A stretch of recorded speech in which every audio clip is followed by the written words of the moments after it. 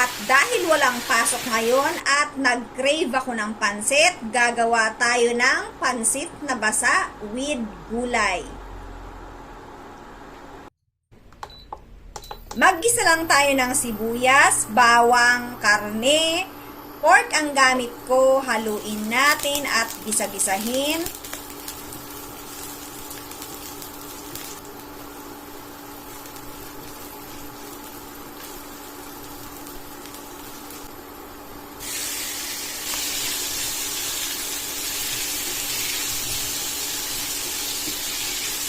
Maglagay na din tayo ng pamintang durog. Premium soy sauce mga mamis ang gamit ko. Pwede ang regular soy sauce. Haluin at takpan.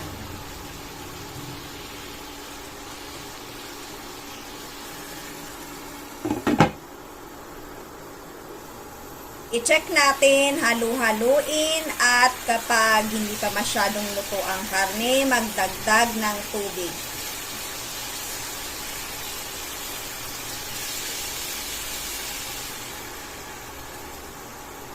Takpan ulit natin para mabilis lumambot. This time, i-check natin at haluin ulit natin. Kapag okay na, idagdag ang ating gulay. Gagamit ako dito ng Baguio beans.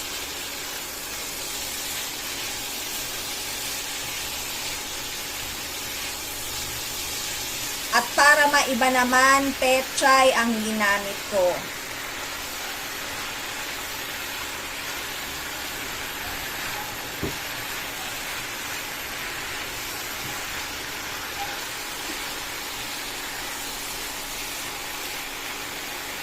At nagdagdag ako ng carrots na medyo maninipis lang.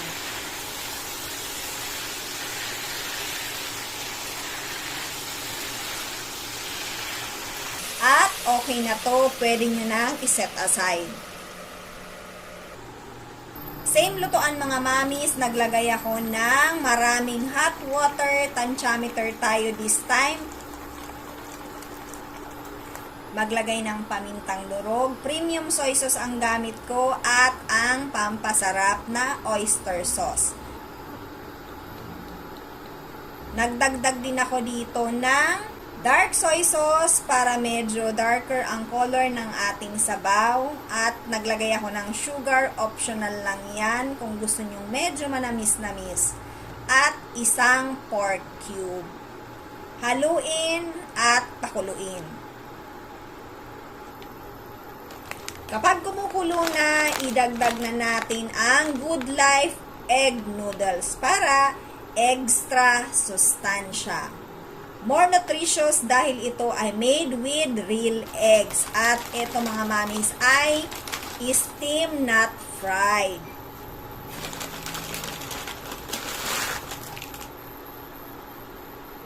Mabilis lang ito mga mamis maluto, mga around 5 minutes, luto na yan.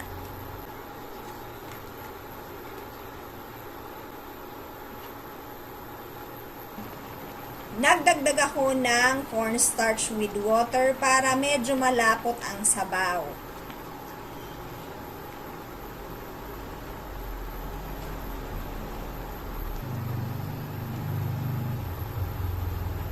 Ibalik ang nilutong gulay at karne kanina at luto na yan mga mamis. Pwede na tayong magmerienda. Serve agad para masarap.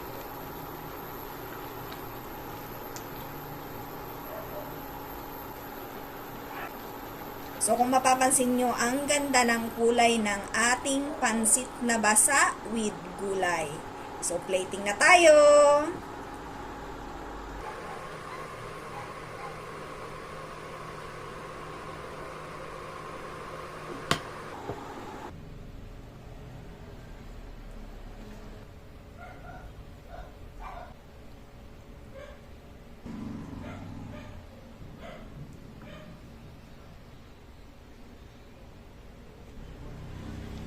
Mga mamis, eto na yung ating finished product ng ating pansit na basa dahil medyo may sabaw-sabaw ito na maraming gulay. So, sana nag-enjoy kayo sa ating pansit recipe at pakaluto, iserve agad dahil masarap itong medyo may sabaw-sabaw. So, thank you for watching. Enjoy yung ating pansit.